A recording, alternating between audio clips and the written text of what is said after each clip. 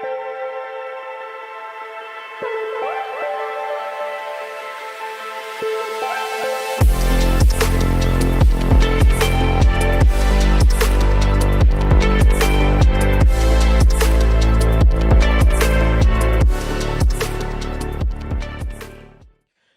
and welcome to the Arsenal Therapy Preview Show, where we will be taking you through to our next game against Bournemouth on the weekend. And the premise of the show is to have a look at our opponents, try and do a bit of research, bit of analysis, figure out how Arteta will try and set up and what he plans to do in order to get the all-important 3 points. So unfortunately I am on my own today, and that's kind of on my own doing because I failed to wake up on time. So this is my punishment, I guess, talking to myself in front of a camera for now, but I know on the other side you guys are there as well to keep me company. Does that make sense? No, it probably doesn't. So, Bournemouth happen to be Arsenal's next opponents. And, well, we're going to start off by first, I guess let's give our, initial feelings and, just a brief overview of what the feelings like in and around the Arsenal camp. And I guess I can only talk for myself. But this game does seem, or it should be, quite a straightforward game. Should be 3 points. Bournemouth away is a tricky place. Me and Monty spoke about this quite briefly on the pod. If you haven't listened to it, please do have a listen to it after we beat Brentford on Wednesday. We had a quick chat about Bournemouth and the vitality and what they've managed to accomplish this season so far. And we'll have a look at their fixtures. We'll have a look at the results. But so far, they've done pretty well at home. So it won't be super straightforward, but I expect it to be 3 points. No doubt. We found out today that there are a number of injuries that we are suffering from, and that is rather quite disappointing, because those injuries don't need to happen. And I put out a tweet today saying rotation. Seems like a lack of it has led to a number of players suffering injuries from fatigue. Let this be a lesson to Mikel. And I got quite a bit of backlash for that, because loads of people are making the point that it's only been 6 games or so. How can we have rotated? I'll tell you how we could have rotated. Okay, Arsenal have played in 3 competitions in the opening month of the season. 4 if you want to count the Community Shield, but I won't. So, the Premier League, the Champions League, and the League Cup, we have had games every 3 days. I think that's fair to say, or fair to make the point that that's not enough recovery time for players to be playing at that level. We know the demand Arteta puts on his players. We know the tempo that we play at, the intensity. We're all too aware of the successes that we've had last season come down to that point.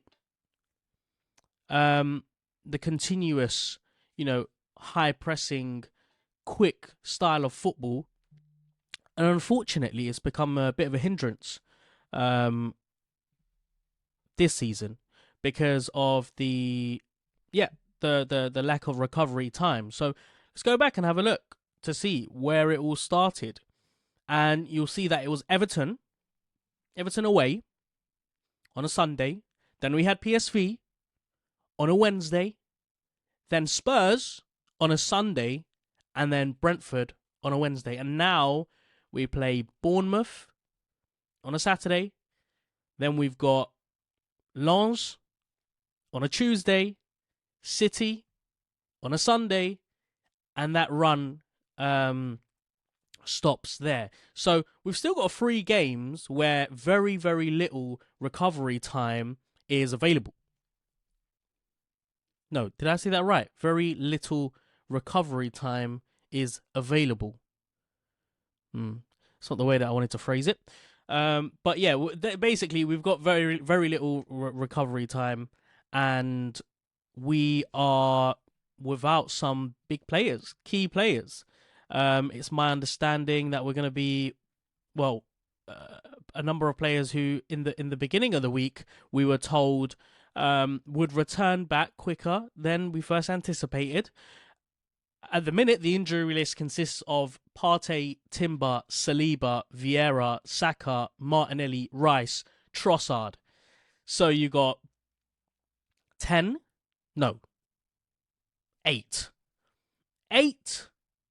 players.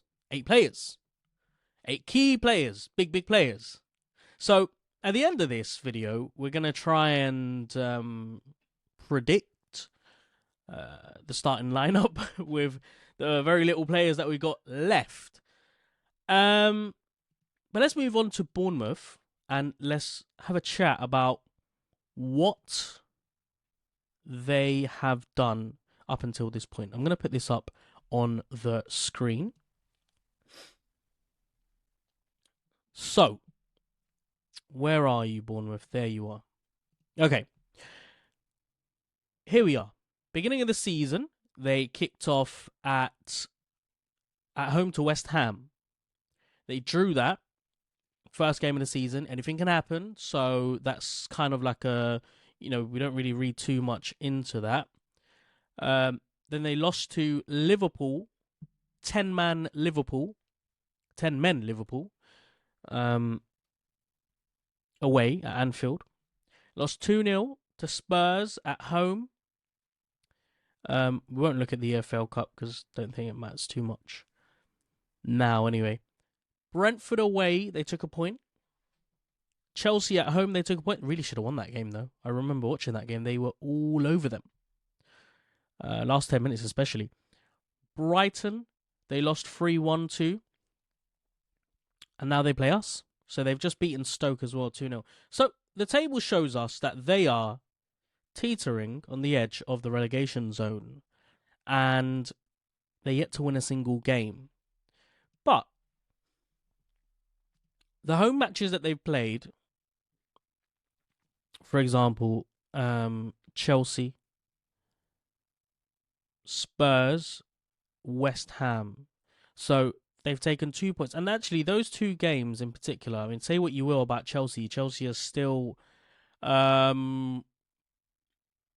they carry with them the history, and so they're expected to win. And when they go to games, they will always try and dominate and assert themselves on the opposition. So, and that's a great result for Bournemouth, regardless of whether it's a woeful Chelsea or a good Chelsea.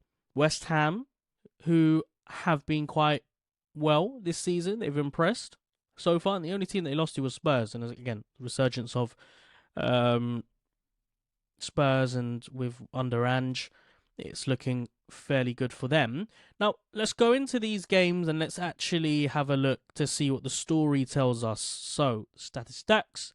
West Ham with 16 shots, Bournemouth with 14.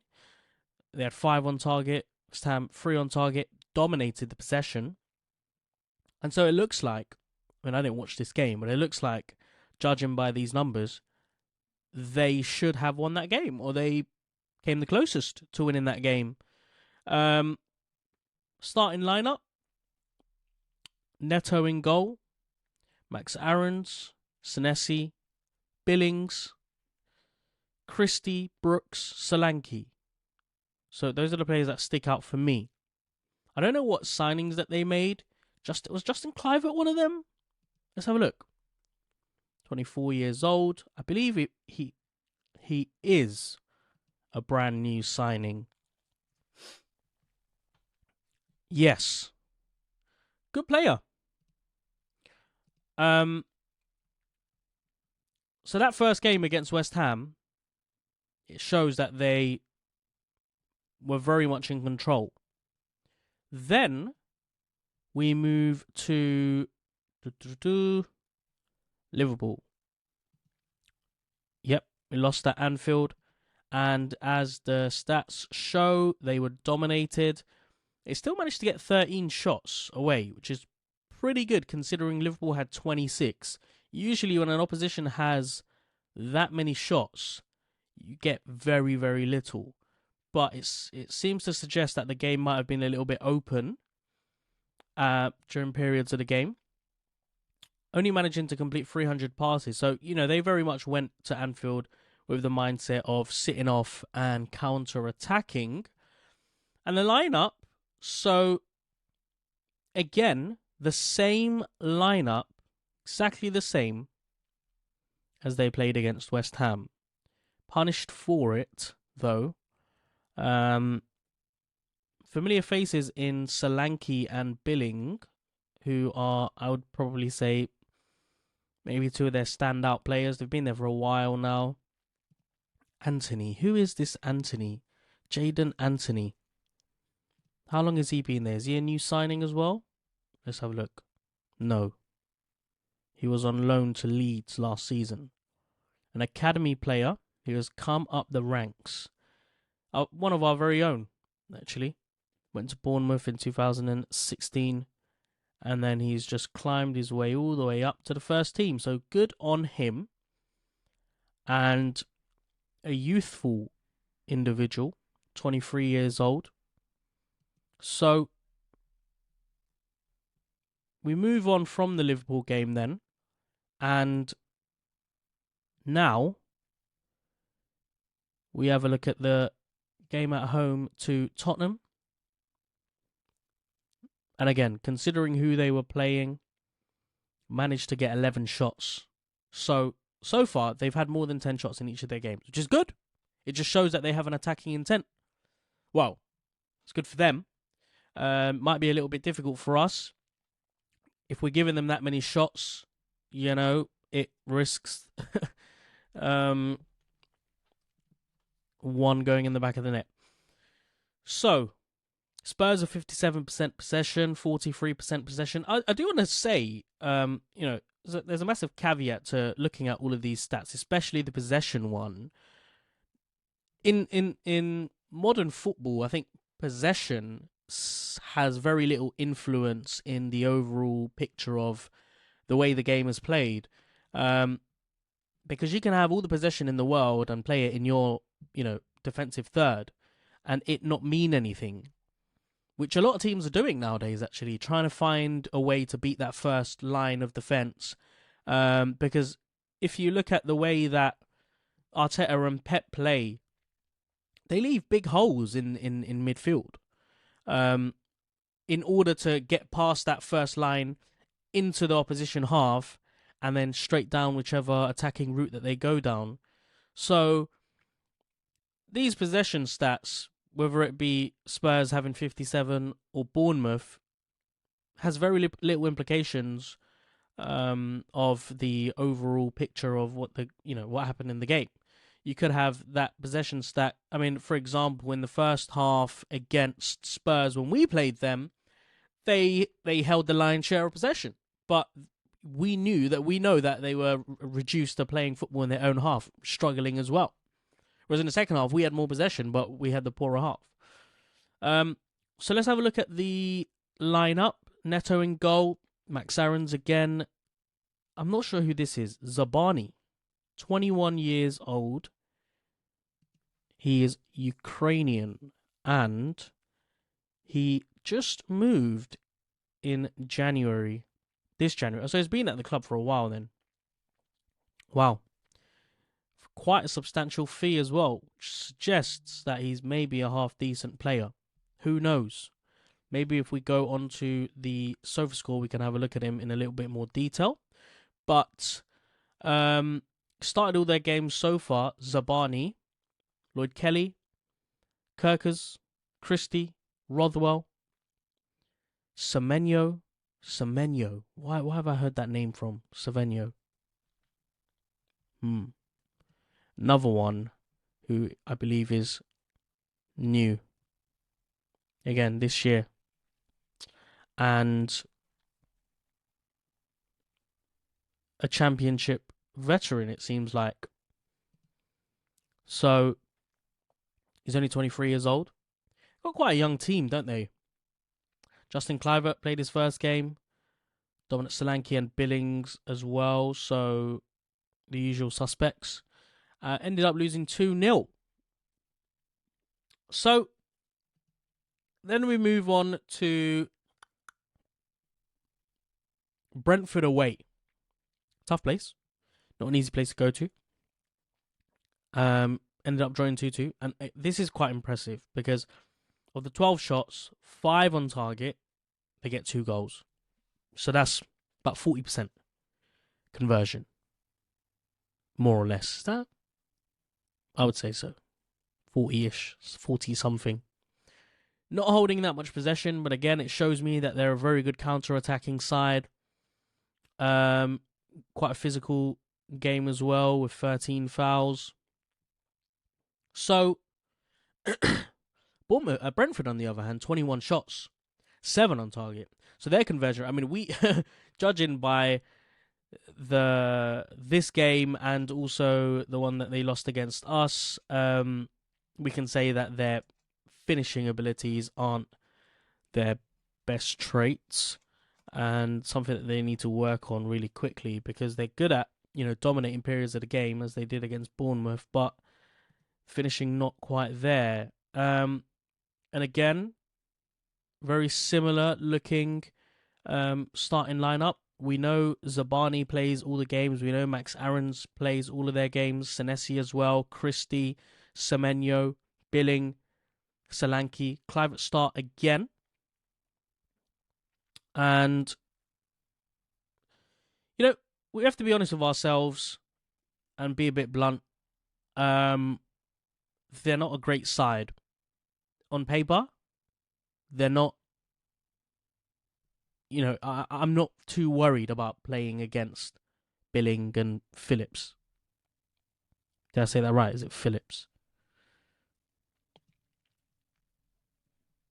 So, against Chelsea, this was a really interesting game because a lot of it was dominated by Chelsea, and then in the final 10 minutes, they flipped that switch and suffered, 13 shots, 4 on target. So, in the attacking sense, it seems like it's fairly even. But again, look, 35% possession. Very, very counter-attacking, it seems. Very physical game as well. And I don't know why I said Phillips when it was actually Solanke and Billing. Philip is his first name, isn't it? So, a little bit different this time round. Christie playing in the number 10 role. Billing playing in the central midfield role alongside Cook. Tavernier. Wow. So, they completely changed their flanks here. You got Tavernier and you got Utara. Or Uatara. Now, who is Uatara? Burkina Faso. He has, moved in the Jan window. Bloody hell, they signed a lot of players in Jan, didn't they? From Lorient. 22 mil. Is that right? Have I got that right? Is that how it works? Or is that what he's valued at now? Fee, MV. What the hell does MV mean? See if we can find out.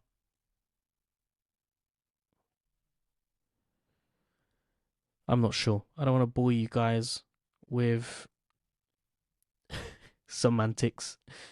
So, they should have got account of themselves against a very strong Chelsea side, as you can see.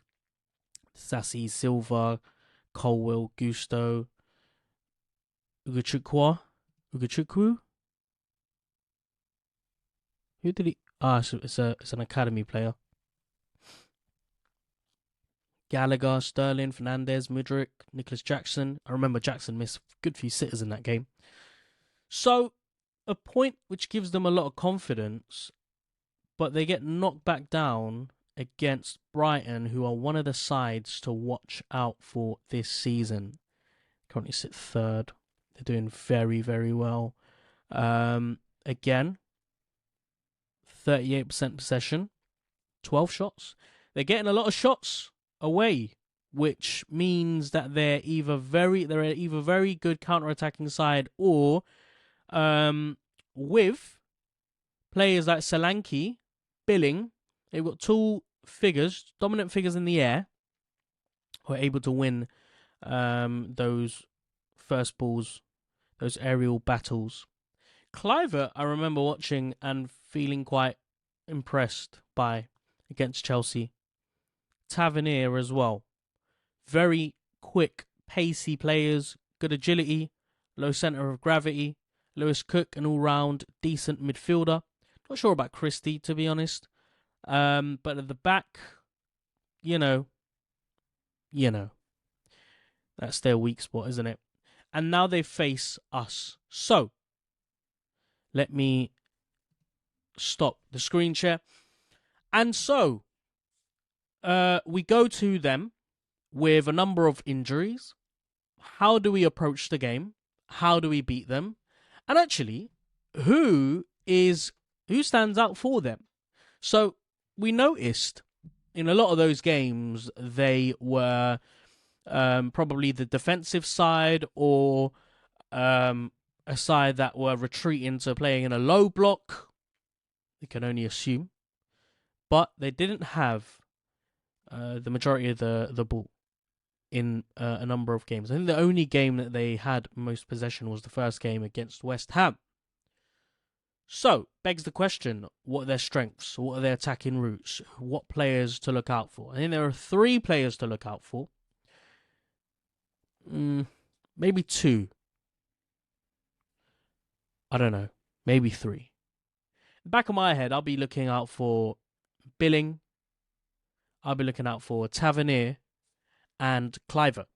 Because with Billing, you've got a aggressive, physical, a little bit awkward central midfielder.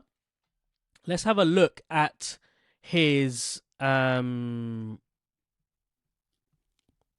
a little bit more detail on Sofa Score. So, Billing, Philip Billing,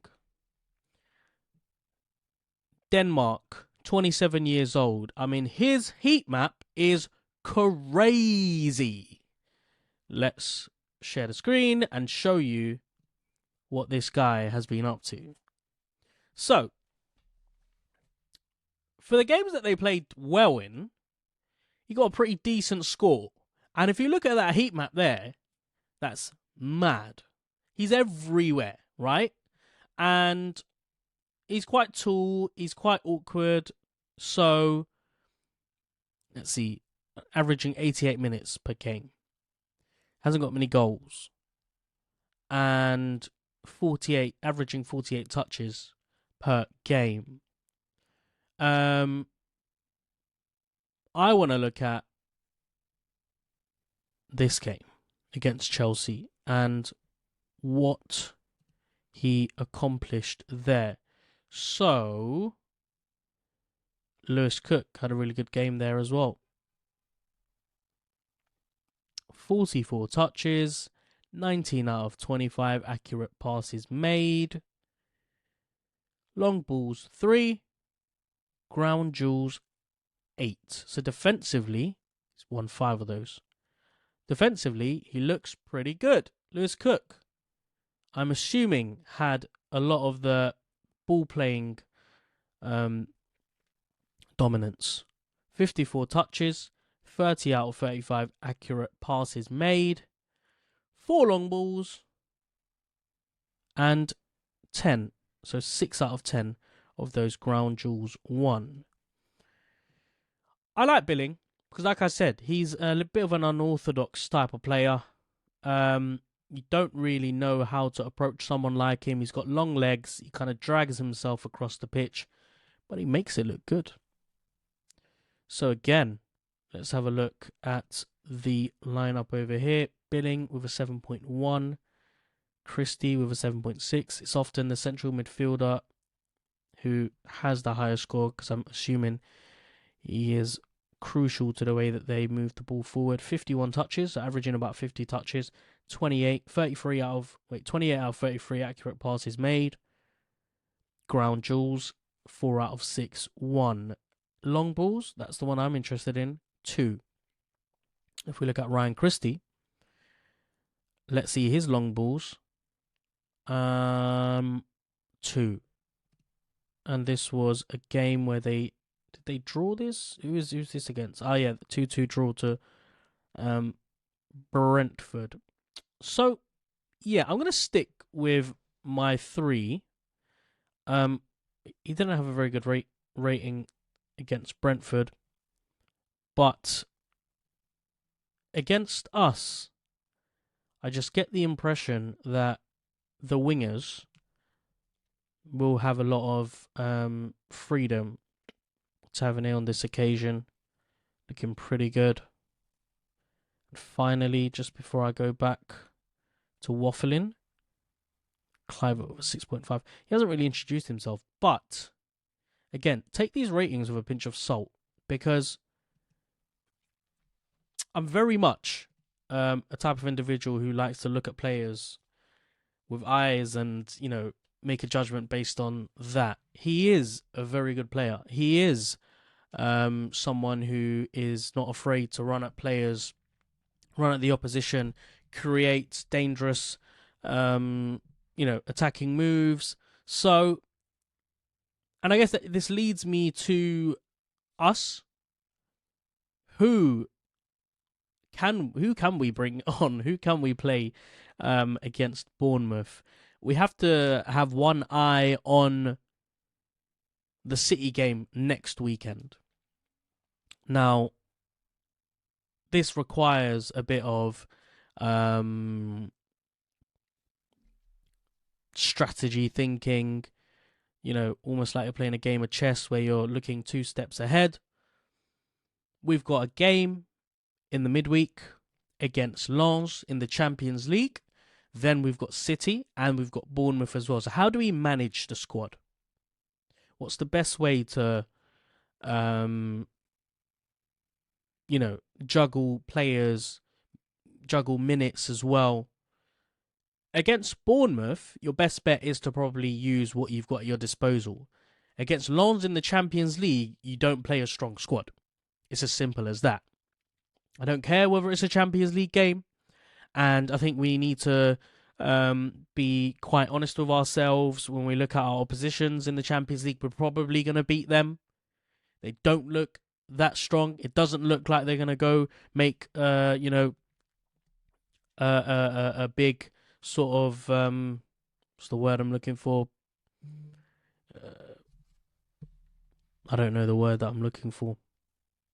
It doesn't look like they want to advance very far, or they're going to advance very far into the knockout stages. So, bearing everything in mind, you play 2 weaker sides and then gear up for City next Sunday. Make sure everyone is absolutely fit.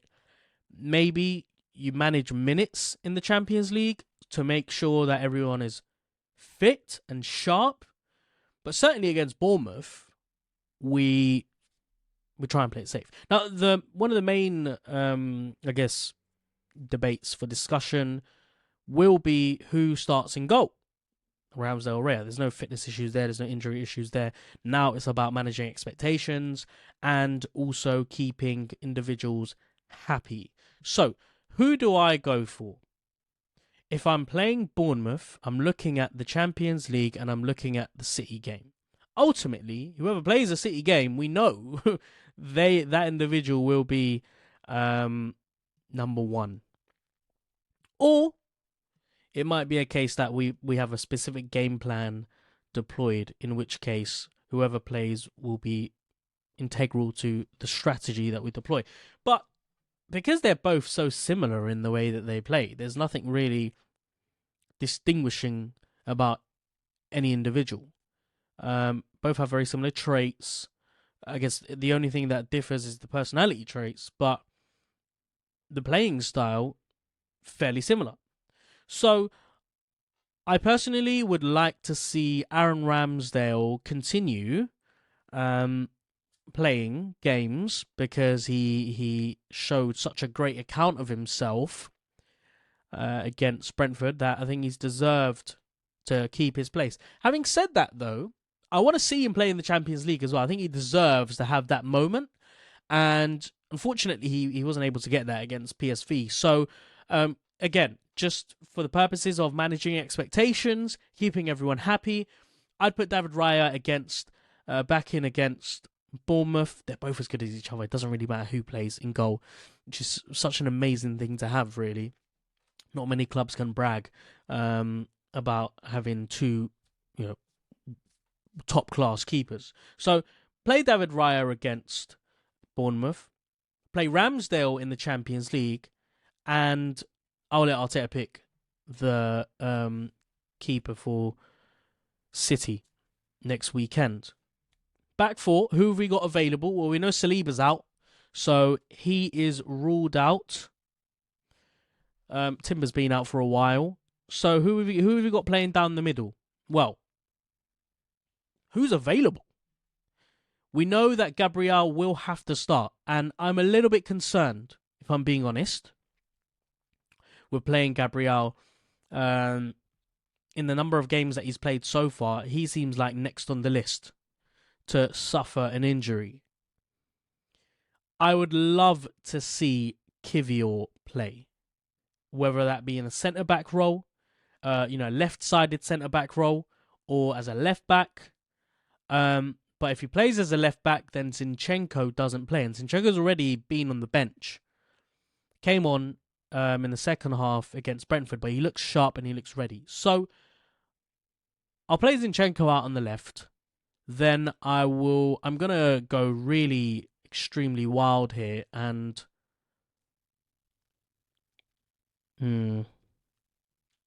it's tricky because I don't want to play Ben White either. And if Ben White doesn't play, then Tomiyasu has to play on the right. But if Ben White plays, then I'll play Tomiyasu and Kivior in the middle. Massive risk, I know, but all for the greater good. Like, if there's something that we've learned over the last few weeks is that players haven't adapted to this rigorous routine yet. So, who needs a rest more, Ben White or Gabriel? Judging by Wednesday's performance, I'd probably say Ben White.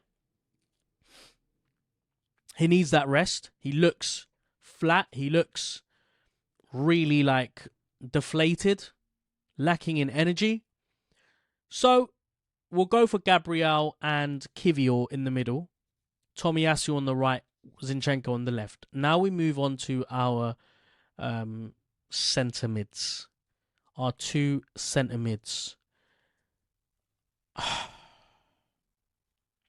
think Havertz will end up playing because we need someone leggy in there. We need someone who's going to be a little bit dominant. And only got his first few minutes, but I doubt he will be back in the starting lineup. So I do see a Havertz Jorginho pivot in the middle of the pitch.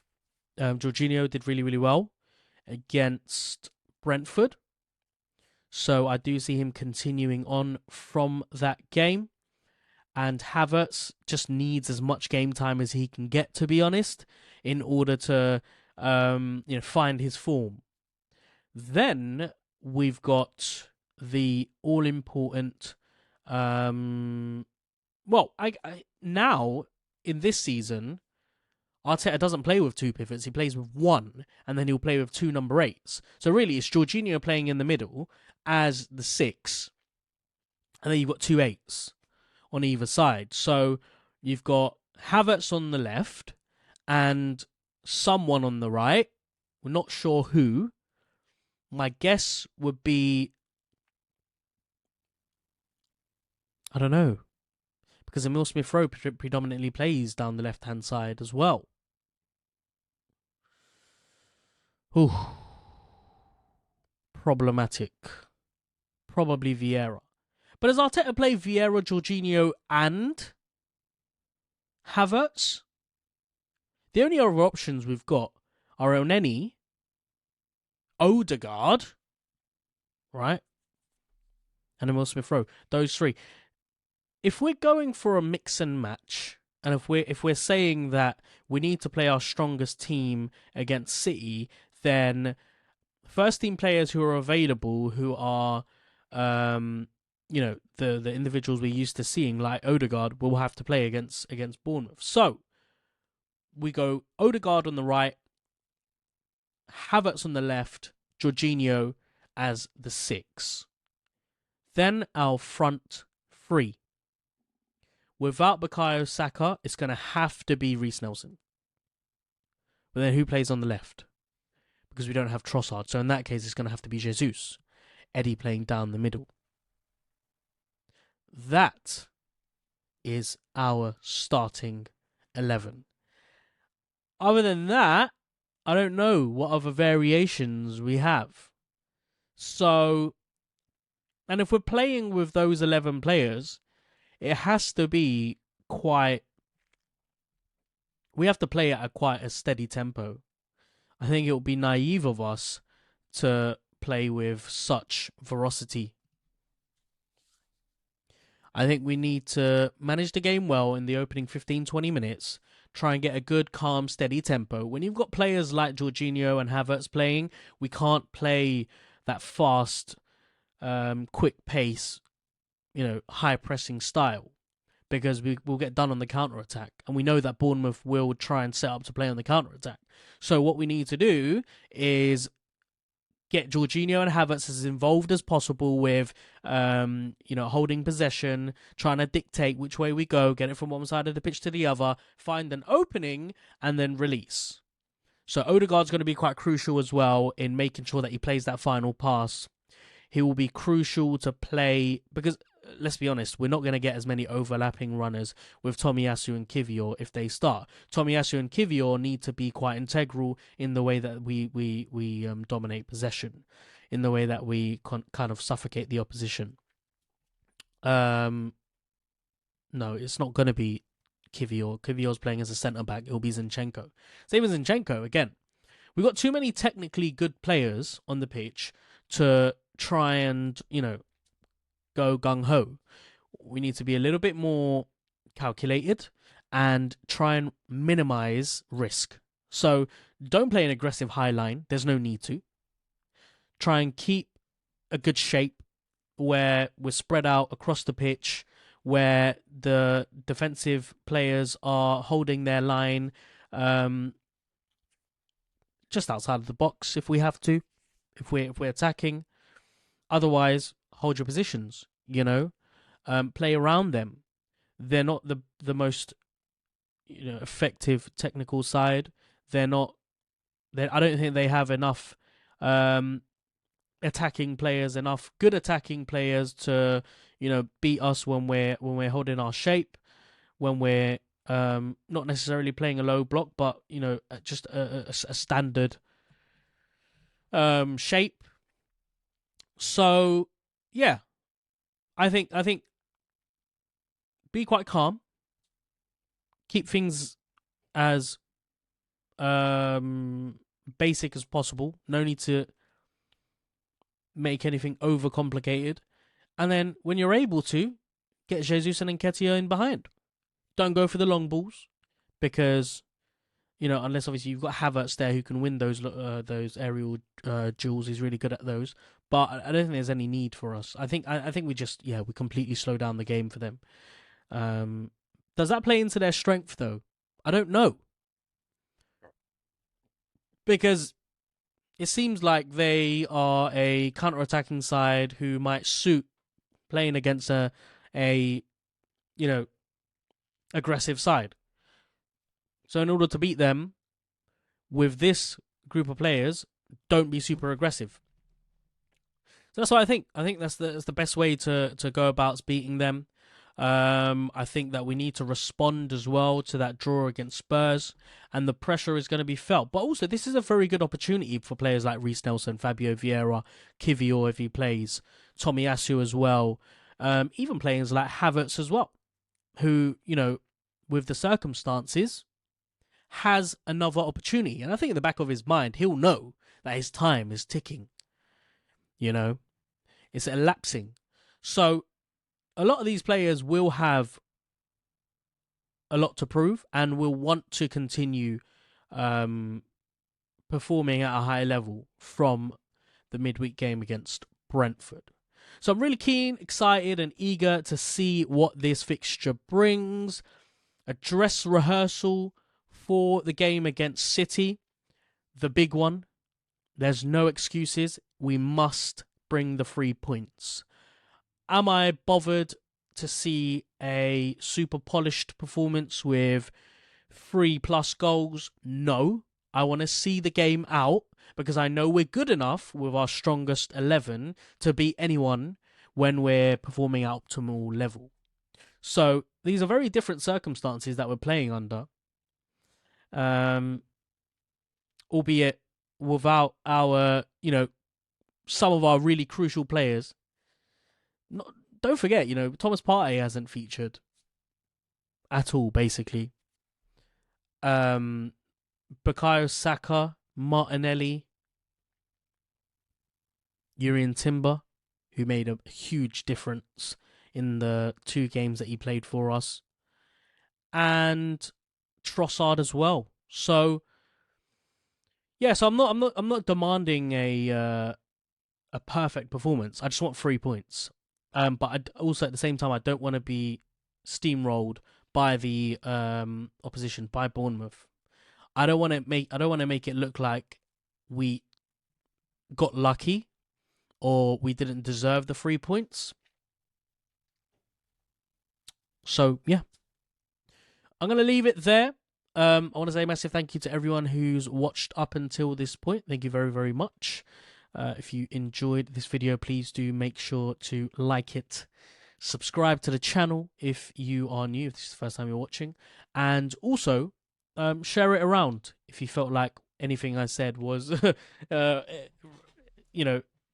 could be practical or useful in any way. Doubt it, but it would help if you guys were to help us grow the channel. So yeah, thank you very, very much. We'll be back for the post-match podcast episode on Saturday, where I'll be joined by Adam, and we will have a good old chinwag about the game. Hopefully 3 points in the bag. But until then, have a lovely Friday, have a lovely weekend, and we'll speak to you soon. Thank you very much. Bye-bye.